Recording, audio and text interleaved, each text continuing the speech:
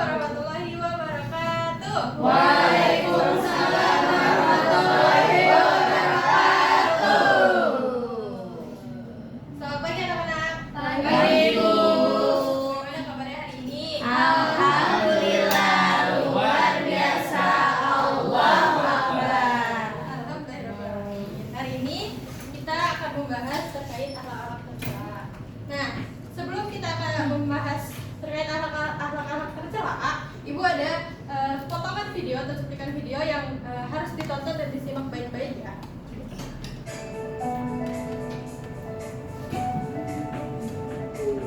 Ayah, terima kasih banyak sudah memberikan jam tangan baru ini. Aku percaya menunjukkan kepada teman-temanku. Sama-sama Rahman. Ingat, jam tangan ibu adalah hadiah, bukan boleh memerlukan. Gunakan dengan bijak ya. Baik, Ayah. Kalau begitu, Raka pergi sekolah dulu. Assalamualaikum. Ya, jam tangan ini jam tangan baru loh. Wah, keren banget Raka. Andai aku juga punya jam seperti ini. Raka, jam tanganmu keren banget. Tentu saja.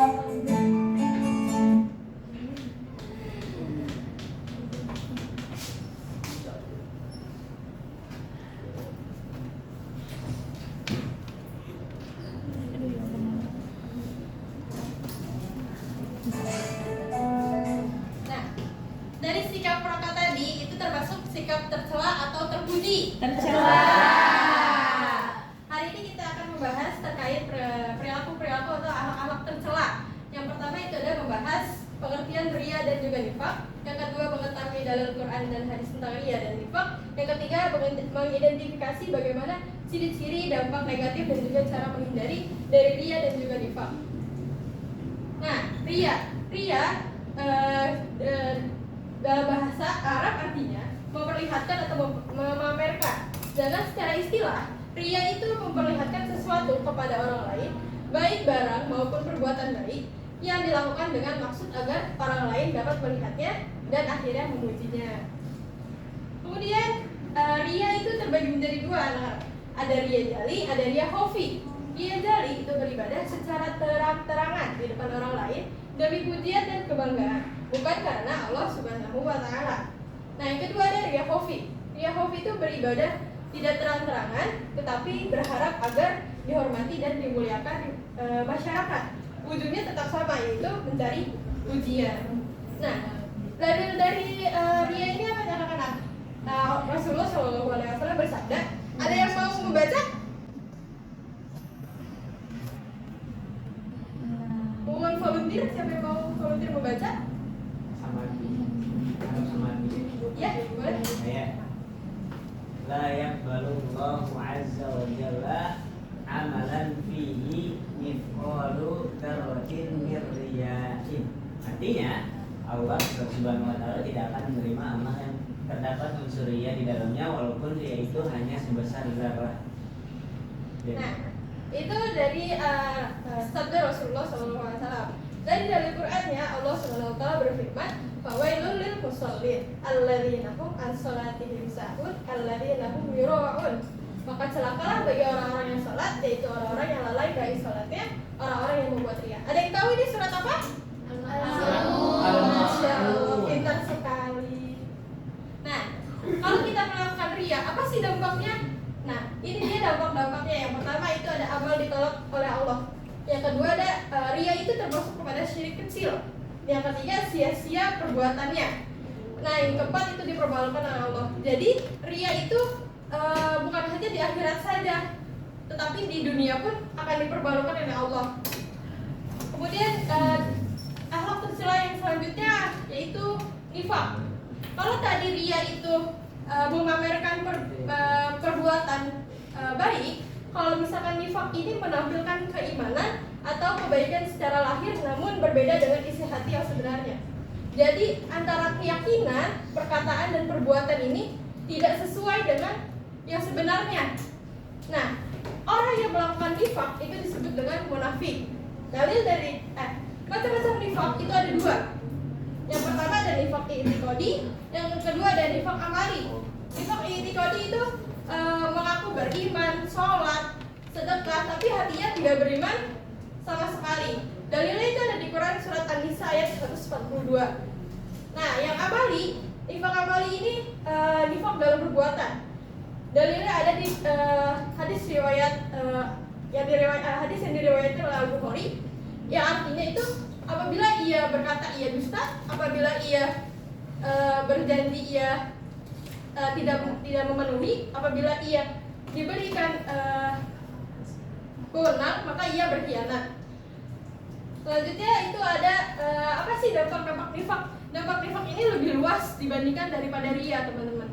Jadi nifaq ini itu bagi diri sendiri dampaknya tercela, hilangnya kepercayaan orang lain, rezeki sempit, dan tentunya akan mendapatkan siksa pedih di akhirat. Nah, bagi orang lain apa sih dampaknya? Dampaknya ya tentu saja kecewa, fitnah mudah muncul di mana-mana, lalu nama keluarga dan diri sendiri pun akan mudah tercemar. Nah, untuk dampak di akhiratnya apa? Ada di Quran surat An-Nisa ayat 145, yang artinya bahwa orang-orang munafik itu akan ditempatkan di neraka paling bawah. Nah, bisa dilihat dari dua tabel ini perbedaan antara ria dan nifaq. Mudahnya gitu, teman-teman.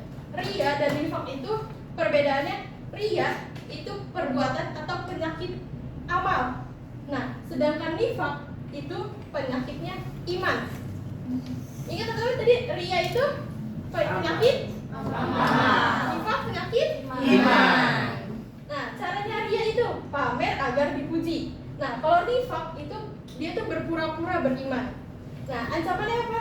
Tadi sebelum juga sudah dibahas, amal itu akan ditolak dan termasuk pada syirik kecil. Nah, kalau dari nifaq itu ancamannya neraka paling dalam. Oke, cara menghindarinya ria dan nifaq. Kita tuh tahu kalau misalkan ria dan nifaq itu tidak baik, maka alangkah baiknya kita menghindarinya. Cara menghindari ria itu dengan melatih diri beramal ikhlas. Jadi tidak ada keinginan untuk dipuji karena beramal kebaikan. Kemudian kita alangkah baiknya menyembunyikan amal dari orang lain. Dan kita juga harus mengendalikan diri agar tidak merasa bangga saat dipuji oleh orang lain. Kalau nifaq, kita itu harus sadar bahwa nifaq ini larangan agama yang tentu dibenci oleh Allah dan juga manusia. Nifaq juga itu merugikan diri sendiri dan tentunya orang lain. Nah, anak-anak jadi kejujuran itu tentu menenteramkan hati dan juga disukai oleh pergaulan dimanapun kita berada. Oke anak-anak, sekarang ibu minta siapkan kertas atau handphone untuk kita melakukan diskusi. Jadi bisa dilihat ada dua gambar, yang mana dua anak ini bersedekah tapi diposting di media sosial. Menurut teman-teman, menurut anak-anak, apakah ini termasuk dengan ria? Dan bagaimana, apa pendapatmu? Tuliskan alasannya, boleh di handphone, boleh di kertas. Sudah? Ayo.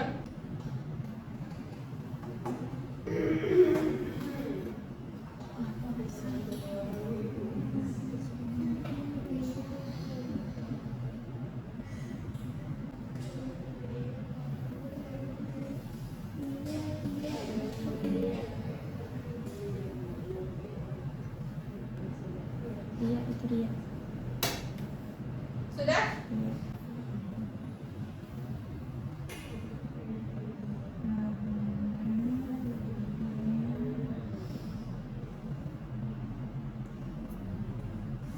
Karena dia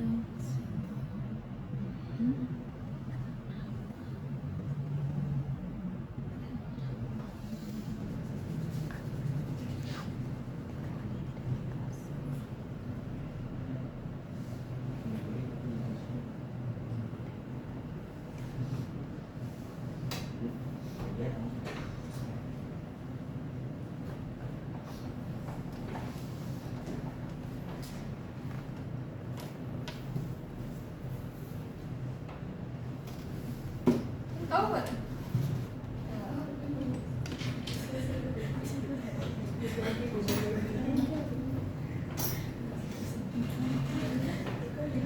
Sudah?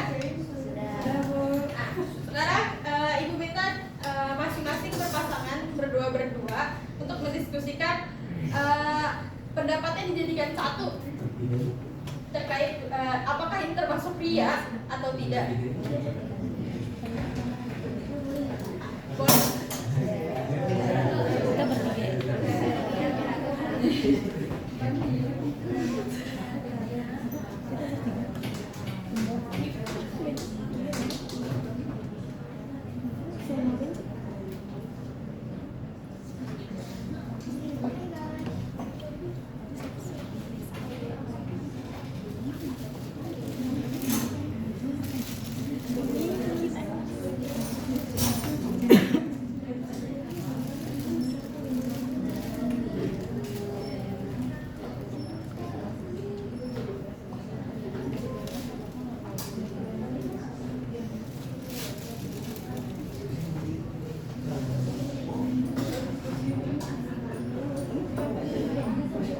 Sudah? Sekarang Ibu tambah pertanyaannya. Nah, di antara kedua gambar ini, manakah yang lebih ria? Dan menurut kalian, pendapat kalian itu kenapa disebut ini lebih ria, itu lebih ria? Paham? Yang satu cuma ini diposting, cuma diposting di sosmed aja, tapi yang ini sambil live.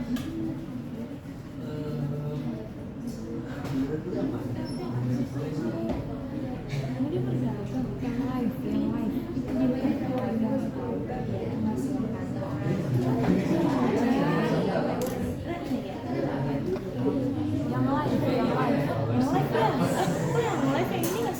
Enggak, karena lebih banyak viewers yang live. Loh, kalau ini permanen di posting.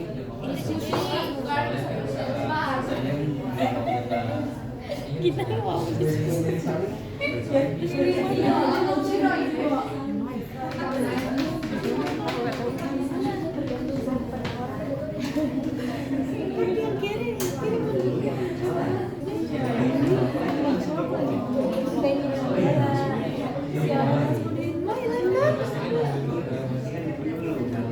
Misalnya jalan-jalan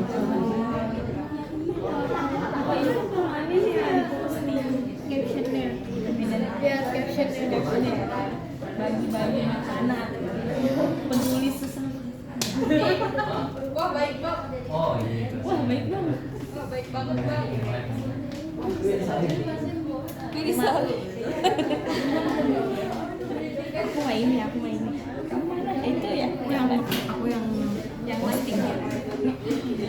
Kayak mana sih? Sudah? Sudah. Oke, sekarang Ibu minta satu pasang untuk menjelaskan, mempresentasikan hasil diskusinya.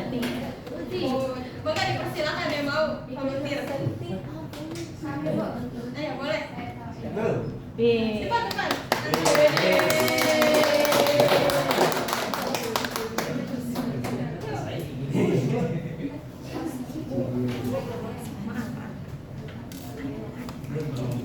Jadi gimana? Termasuk ria? Iya Bu, menurut kami berdua perbuatan dua remaja tersebut termasuk ria karena mereka sama-sama memberi tetapi sambil mendokumentasikan dan mempostingnya ke media sosial agar dilihat banyak orang. Lalu mana yang lebih ria? Lalu yang berpotensi lebih ria menurut kami adalah yang bersedekah sambil live Bu. Karena dia terlihat sedang membutuhkan pujian-pujian dari orang lain. Oke, baik, bagus banget ya. Ada yang boleh duduk lagi? Terima kasih ya. Ada yang mau mempresentasikan lagi? Ada yang berbeda? Beda Bu, kita Bu. Beda, mau maju?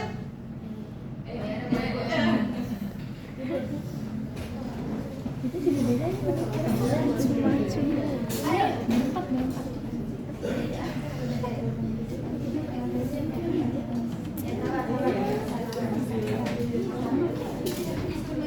kalian gimana yang lebih ria? Menurut kita, tadi dulu pertanyaan pertama dulu. Menurut kita ini tuh tidak terlalu tergolong kata-kata ria, Bu. Karena alasan dari kami, segala sesuatu itu tergantung pada niatnya. Innamal a'malu binniyat. Dan kalau emang niatnya kita ini untuk memotivasi, memberi contoh kepada hal yang banyak, supaya mereka itu bisa mencontoh dia dan menolong banyak orang-orang yang kesusahan, maka itu kan memberi dampak positif bagi orang lain, sehingga tidak dikategorikan ke dalam kategori ria. Ya, cukup dulu. Untuk yang di antara dua ini yang mana yang paling lucu? Yang di posting di feed tuh, Di feed kenapa tuh? karena kalau live itu teman-teman kan biasanya bisa 1 kali 24 jam itu juga tadi hilang kalau nggak diupload gitu kan ya. Dan itu juga komentarnya cuma sebatas saat live aja gitu. Kalau di feed kan kita bisa sematkan nih, bisa sampai setahun 2 tahun, dan itu komentarnya akan terus berjalan. Apalagi kalau pakai hashtag nih, misalnya hashtag Peduli sesama. peduli rakyat. Itu kan bisa menimbulkan apa ya, pandangan yang negatif gitu ya bagi orang yang kayak, ih dia sombong banget sih, sodako aja bagi-bagi, sodako aja bilang gitu. Menurut kami gitu, Bu. Oke, terima kasih pendapatnya.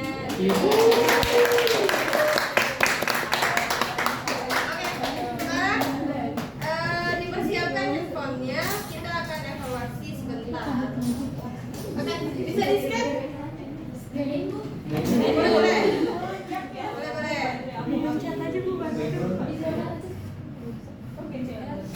Dipencet. Udah? Dipencet banget. Iya,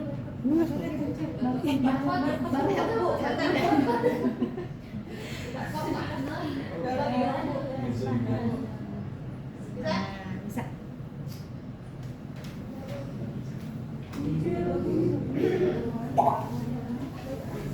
Sakti lagi, sakti.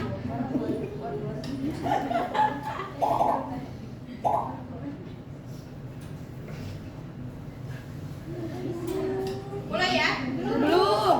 Saya mau Ayo. Kecil dong banget nih. 1, 2, 3.